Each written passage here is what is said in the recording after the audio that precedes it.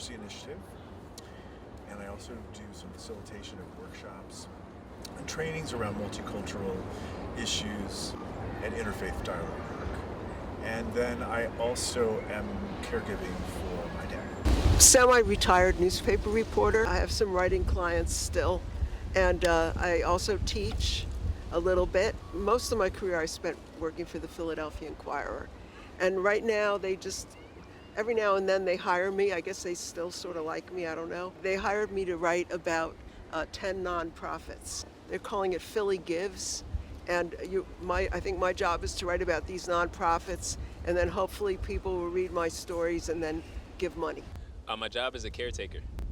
Who do you take care of? I take care of a lady named Ms. Denise. She has dialysis. Yeah, I take her to dialysis, and I take her to any doctor's appointments that she may need to go to.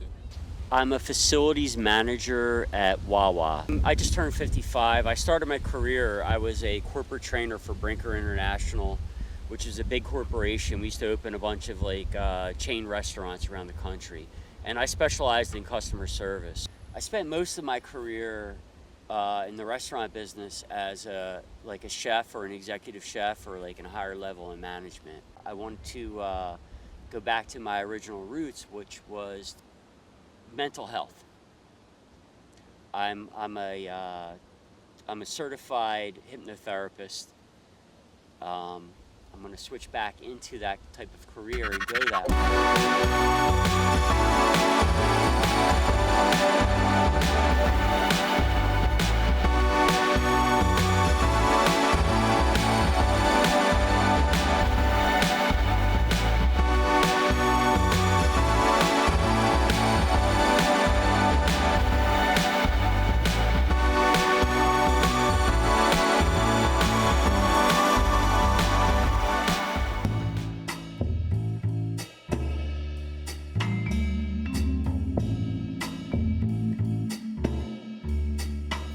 I was thinking to myself, what does service mean?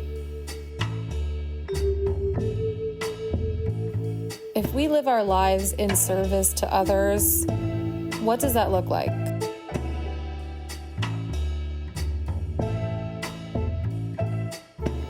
Who do we serve? Family and friends? Our neighbors? Or something bigger than all of us?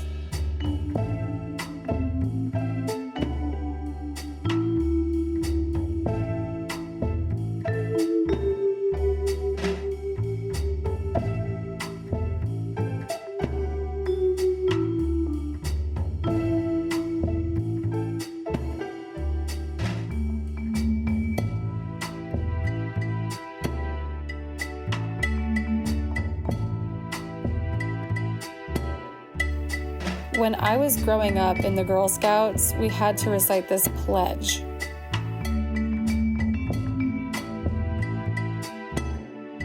On my honor, I will try to serve God and my country, to help people at all times, and to live by the Girl Scout law. 33 are on strike. They're saying they're grossly underpaid and they won't take it anymore. They tried to make a deal, but they wanted a 32% wage increase over 4 years. The city says there is not money in the city budget to do that. The last time this union went on strike was almost 40 years ago, 1986. That strike lasted 20 days. There were big piles of trash, piles that went 3 and 4 stories high. That was the impetus to end the strike the last time, and this has only been a week. It's going to get worse as the days progress, and the city's been removing trash from this area constantly.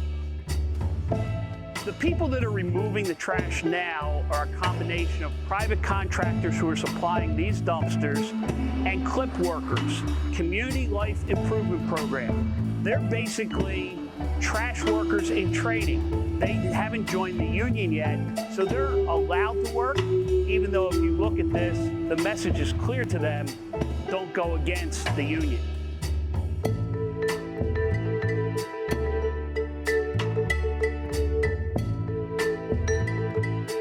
I took a walk and I noticed the people that keep the city running, the services they offer.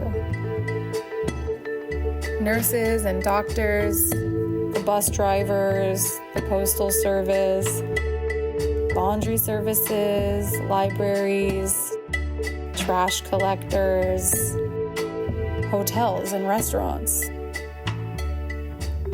food pantries.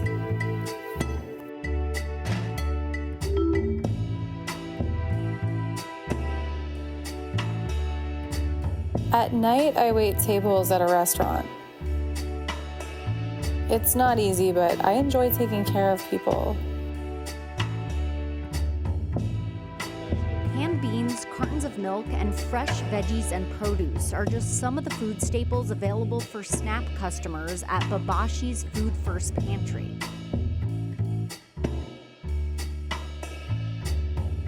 About 1 in 3 Pennsylvanians who get food benefits through the program are seniors.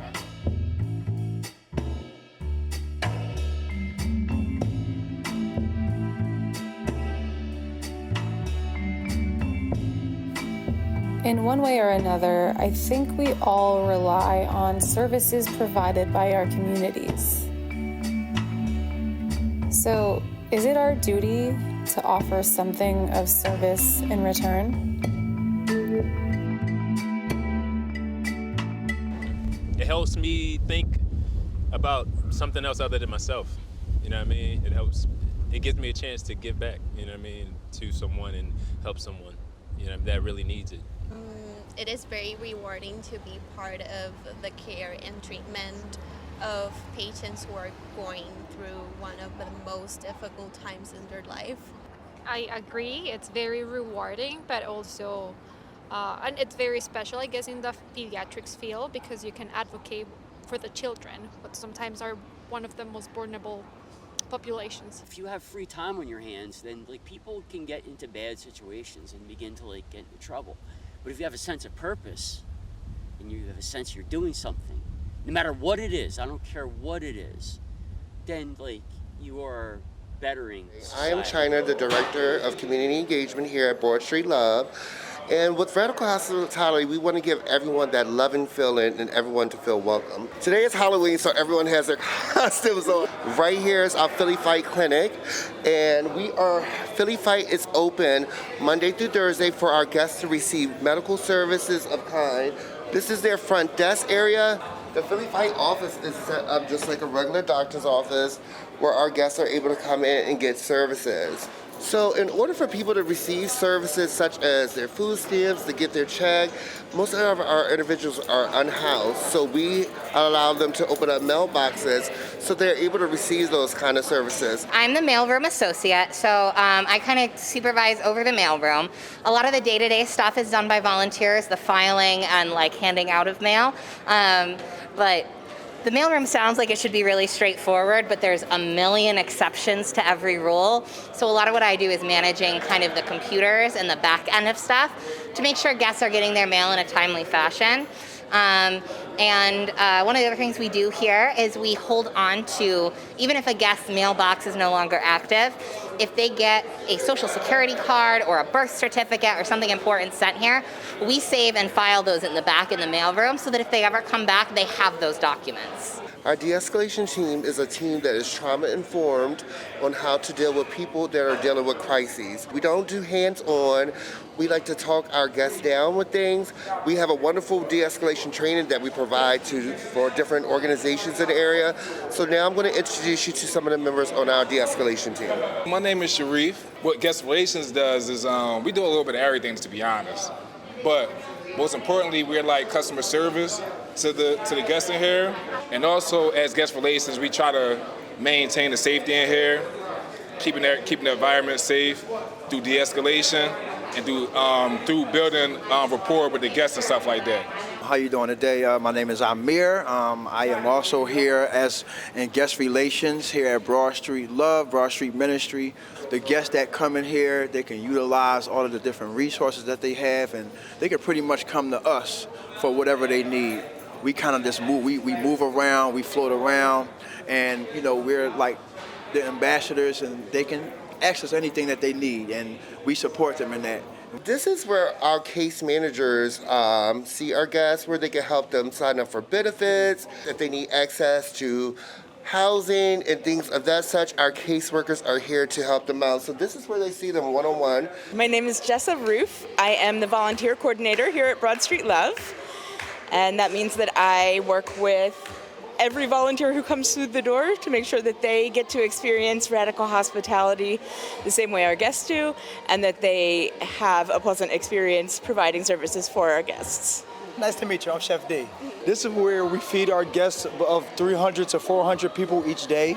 It's like restaurant style serving, so that way they get the experience of being treated like they're in a fine dining restaurant, because who knows the last time they were at one, you know, so we try to make them feel as welcome as possible. We keep a lively vibe in here, you know, instead of just eating in silence. Each meal, we create comfort meals to feed everyone, because at the end of the day, you know, if it's meals that bring back memories and stuff like that from their childhood and stuff like that, we love to, you know, eat things that's familiar. Up here is where we put all of our plates.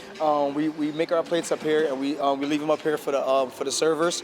They'll take plates and take them to all of the tables for each guest, along with pouring water and leaving utensils as well on the table so they can you know, eat and dine and everything.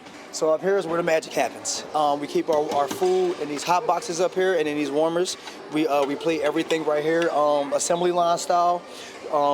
So that way each thing could go on the plate properly. So hi, I'm Jessica Bishop. I'm a licensed social worker. We support individuals that come in looking for supportive services, whether it's housing, whether it's medical support, whether it's mental health. And the idea is that we refer them to different places, and or we can support them on site. So for example, we have birth certificate and ID program where we help individuals get their birth certificate and ID, like start that process for them. Hi, my name is Tatiana Woodard. I am a program associate, and I am primarily over the hygiene closet and the clothing closet. Welcome to our boutique. So when it comes to our clothing boutique, we wanted to create a space where guests didn't feel like they were going inside of a store. So this is why we laid it out as if it's a little boutique. Last year we gave over 15,000 articles of clothing and almost 16,000 hygiene items. Folks drop in donations all the time. We're constantly processing things so that we can have various sizes and options. This is where a majority of our partners, such as the lawyers that come on Wednesdays, they're helping people sign up for their Social Security, any legal advice of legal work that they need done. They will be right up in here. I've been employed here at Broad Street for 7 years now. One thing that drew me here was the passion and the work that they did. I'm one who have lived experience, so I always wanted to give back. So the idea that the guests who come here should be provided the exact same hospitality as if they were coming to a 5-star restaurant, or if they were, you know, paying thousands of dollars a month for their mailbox, they should get that same service here for free. So I came from the for-profit education space, and while education is always a worthy cause, the inequity inherent in for-profit education was problematic for me, so I knew that my next position needed to be something giving back to the community and providing for people who don't have access to all of the same advantages that people who look like me tend to grow up with. My goal is to support, make an impact on individuals within our community. So one of the reasons why I started at Broad Street Love and wanted to come here is, again, to serve the underdeserved population, right, or underserving population, to be able to support them in what they need, right, and be able to just kind of be a light and a voice for them in terms of an advocate. Working in a nonprofit section area is like, it does something to your soul, you know, because they care and appreciate the food way more than someone that's spending $10, $20 on a burger or a pizza, you know. You never know when was the last time somebody ate. At the end of the day, I wouldn't have it any other way. You can offer me a job with Gordon Ramsay, and if he isn't here, then I'm not with him. I know usually sometimes people walk down the street and easily turn a blind eye to someone that may be asking for money for food or laying on the floor. Some people are stuck in the system. Some people are dealing with traumatic events that have in their life, mental health or addiction reasons. So it really makes my heart just very open when it comes to things. I'm a loving individual, and Broad Street Love is what we give. We give out love. Like little individual acts of kindness, I feel are great service, and I remember them. I mean, they had a deep impact on me. Well, my friends, they help me out when I need. It could be like tools, like getting tools from them. Like if I need something, like I have a set of friends that are really reliable. So I'm thankful for friends and family too as well, of course. And just the kisses I get from my daughters, just the love that I get. I believe that if you take good care of your children, they'll return the favor. Okay, so it's our duty to make sure we do right by our children. So. Yeah.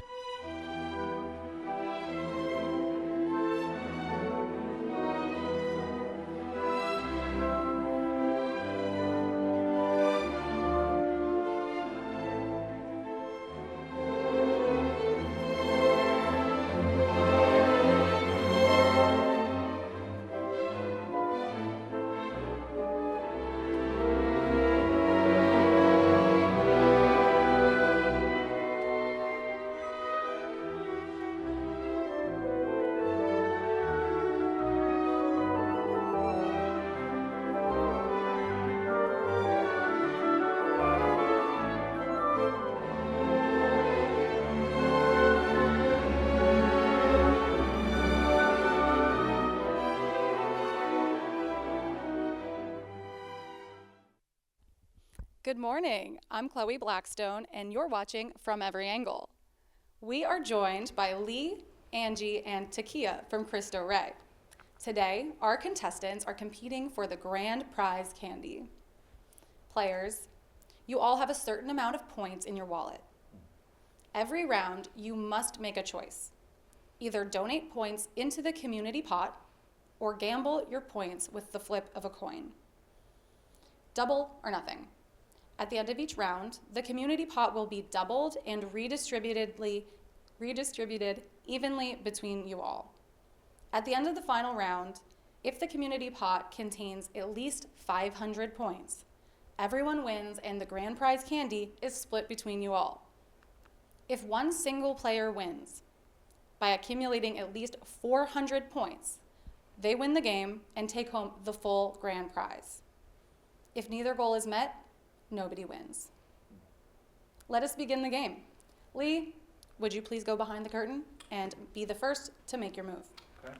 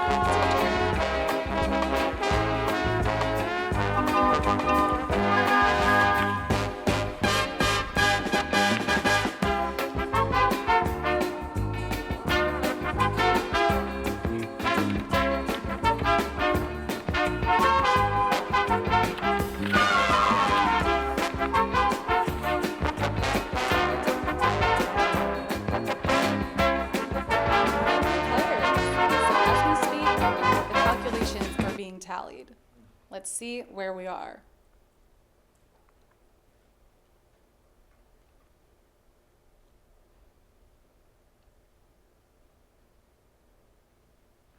Okay, After calculating the amount donated and the amount gambled, here is the current point spread. The community pot has received 150 points in donations. The pot now doubles to 300 points and will be split evenly among you all. Congratulations, you all get to add 100 points to your wallet. So, after round 1, Lee, you have 100 points in your wallet to play with. Angie, you have 160 points in your wallet to play with. And Takia, you have 100 points in your wallet to play with. So, knowing the results of the first round, going down the line, how are you guys feeling after hearing those numbers? Do you think you have a shot at achieving your goal in this game, Lee? I don't know. It's going to be close. We'll see if can catch up to Angie. So, who knows? We'll see. Yeah. Angie, what are you thinking? I feel very confident in my ability to get my goal, but who knows? All right. Takia? I'm going to keep my thoughts to myself. And there you have it. All right, players. This is the second and final round. After you make your moves, the community pot will double once again for the final tally. Lee, be my guest. Right.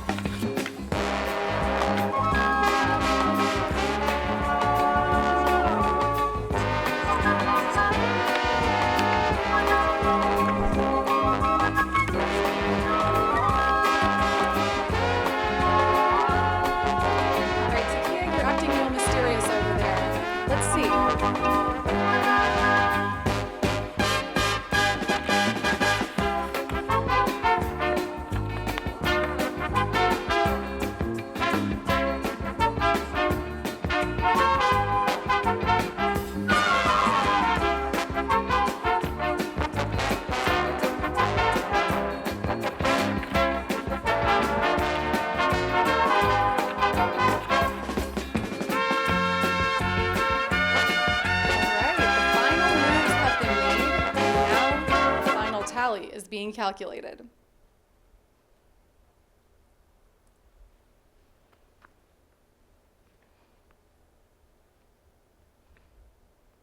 The suspense is killing me. Let's see what we got.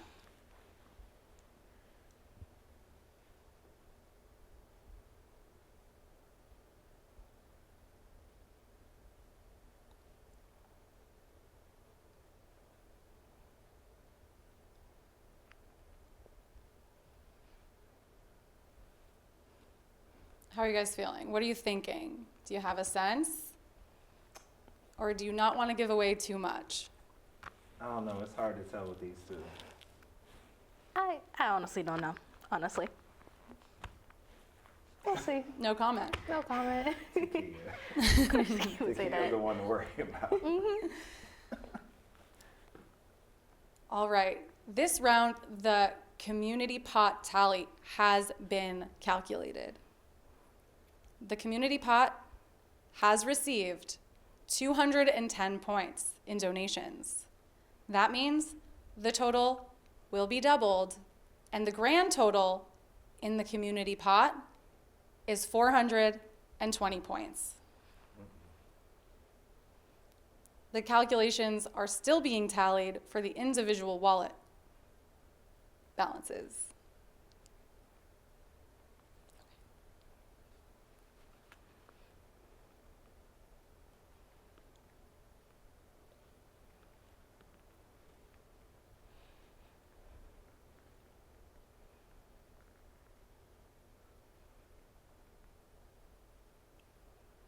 So where we stand now, the community fund did not reach its goal of 500 points. So what we have to find out is, did any individual player meet their goal of reaching 400 points to be able to take home the entire grand prize? Let's see.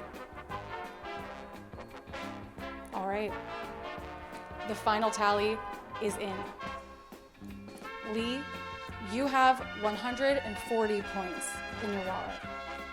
So you did not reach the 400-point goal of winning the grand prize. Angie, looks like you took some risks. Your total balance in your wallet is 0 points after this round. And Takia, you end the game with 40 points in your wallet. What does this mean? Moves were made, decisions were made, and nobody has won the game today. So let's see, let's reflect. Lee, how do you feel about the final results? What was your strategy? Did it work? Honestly, I just wanted to keep it interesting. I thought that we would meet the community goal, but now I'm like, man, maybe I should have done something different. Do you want to reveal the moves you made? You don't have to. Sure, I'll reveal.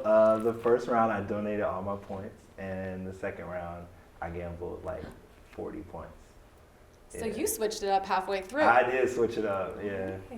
Well, it didn't get you anywhere, but I appreciate you trying something out. Right. Angie, how are you feeling? I'm feeling pretty good. Despite not winning the community, I still feel pretty good. Yeah. Because I did similar thing to Mr. Lee, but I did flipped. So I gambled 10 points at the beginning and then donated all the rest of my points. Okay. So you had something altruistic come over you in the second round. Okay. Takia, what are you thinking? I mean, I felt great. I stayed to myself this entire time. I definitely did stay true to myself this entire time. All right. And did your strategy work? No. No, nobody did.